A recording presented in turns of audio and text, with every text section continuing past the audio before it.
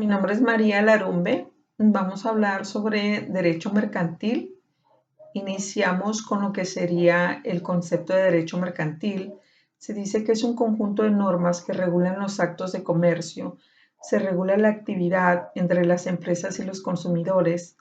En el México independiente, con la consumación de la independencia, no trajo consigo la abrogación del derecho privado español, por lo que continuaron en vigor las ordenanzas de Bilbao, pero el 16 de octubre de 1824 se propuso que los juicios mercantiles se fallaran por el juez común, asistido de dos colegas comerciantes. Al declararse la independencia de México en 1824, aún así continuaron vigentes algunas leyes españolas. Sin embargo, se sabía de la necesidad de crear una legislación propia, y es así que los estados de Zacatecas y Oaxaca promulgaron sus primeros códigos de comercio basándose en el Código de Napoleón.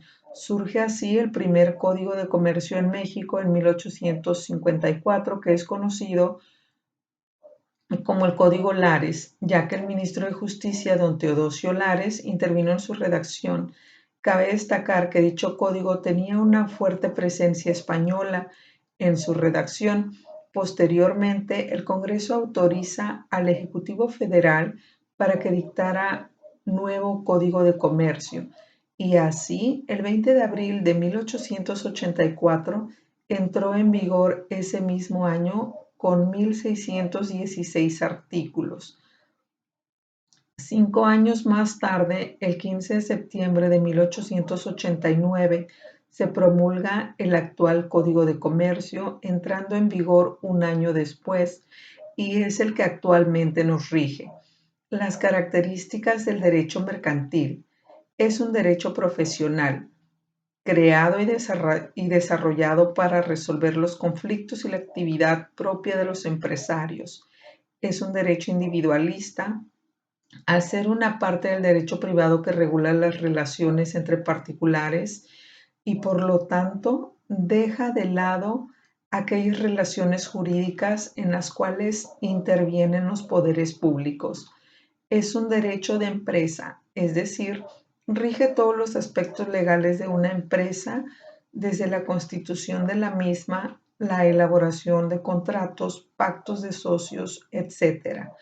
Es un derecho consuetudinario, ya que a pesar de estar codificado, se basa en la tradición, en la costumbre de los comerciantes. Es un derecho progresivo, al mismo tiempo que evolucionan las condiciones sociales y económicas. El derecho mercantil ha de ir actualizándose. Es un derecho global, internacionalizado. Las relaciones económicas cada vez son más internacionales, por lo que este derecho ha tenido que hacerlo también, para lo cual diversos organismos trabajan en su normatización internacional. Así tenemos a UNCITRAL de las Naciones Unidas, UNIDROIT, a la Cámara de Comercio Internacional de París, que desarrolla los Incoterm, cláusulas que con carácter internacional se aplican a las transacciones internacionales. La Asociación Legal Internacional y el Comité Marítimo Internacional. Es un derecho ordenado, pues está involucrado de forma directa en la organización y en toda actividad que se da en el mercado. Las reglas generales para la constitución de las sociedades mercantiles. Entre los diversos requisitos para la constitución de una sociedad mercantil predominan en que dicha sociedad debe constar por escrito.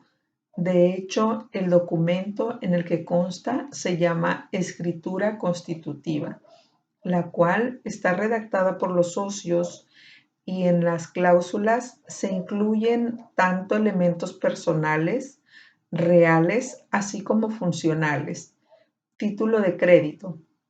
La palabra título jurídicamente se refiere a la causa en cuya virtud se posee alguna cosa o el instrumento con el que se acredita el derecho.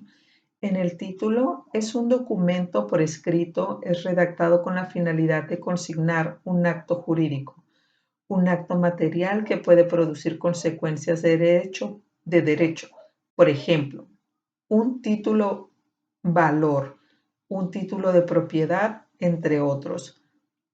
Derecho bancario. El derecho bancario es una rama del derecho público que regula el vínculo profesional en el comercio, organización, estructura, el funcionamiento del sistema bancario y en el que el Estado ejerce la rectoría en dicho sistema. La letra de cambio se refiere a un instrumento de cobro y pago emitido por un particular. Su uso es predominantemente en el ámbito empresarial.